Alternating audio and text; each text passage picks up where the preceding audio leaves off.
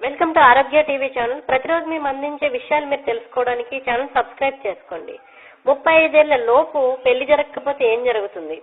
మన జీవితంలో వచ్చే భార్య జీవితాంతం మనకు తోడు నీడగా కష్ట సుఖాల్లో పాలు పంచుకోవడంలో సహాయపడుతుంది. కానీ ఇటీవల కాలంలో ప్రేమించడం, పెళ్లి చేసుకోవడం పరిపాటిగా మారిపోయింది. ప్రేమించి పెళ్లి చేసుకోవడంలో తప్పులేదు, కానీ దానికి ఒక నిర్ణీత వయసులో చేసుకుంటేనే జీవితం సార్థకం అవుతుంది. చాలా మంది ఏవేవో చిన్న కారణాలతో తమ వైవాహిక జీవితాన్ని వృధా చేసుకుంటున్నారు. పెళ్లికి ఒక వయసు ఉంటుంది. సరైన సమయంలో పెళ్లి చేసుకోవడం వల్ల అనేక ప్రయోజనాలు ఉన్నాయి. అలాగే అతి చిన్న వయసులో పెళ్లి చేసుకున్న సమస్యలు తప్పవు.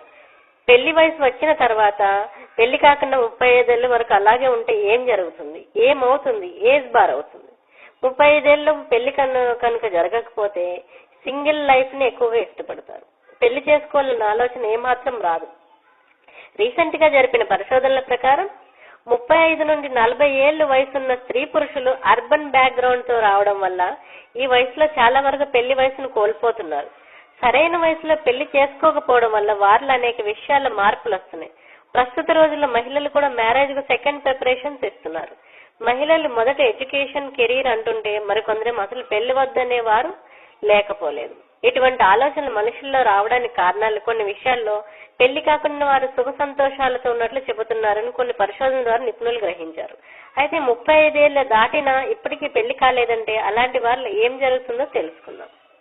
ఏ సంబంధ బాంధవ్యాల్లో అయినా కొన్ని లిమిటేషన్స్ ఉంటాయి.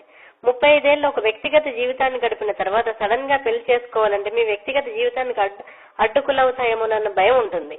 ఇప్పటి వరకు గడిచిన విలాసవంతమైన జీవితంలో కొన్ని హద్దులు పెట్టుకోవాల్సి వస్తుంది. జీవితంలో పెళ్లి అనేది మరో కొత్త లైఫ్ ని ఇస్తుంది. పెళ్లితో పాటు stress, burdens, ups and downs కూడా ఉంటాయి. అదే సింగిల్ గా ఉంటే నో స్ట్రెస్ లేదా నో బర్డన్స్. పెళ్లి కోసం కొన్నింటిని త్యాగం చేయక తప్పదు. అది కూడా 35 ఏళ్ల పాటు ఒంటరిగా సంతోషంగా జీవించి సడన్ గా పెళ్లి అంటే సింగిల్ గా ఉన్నప్పుడు మన జీవితం మన ఇష్టం అనే దూరంలో కొనసాగుతుంది.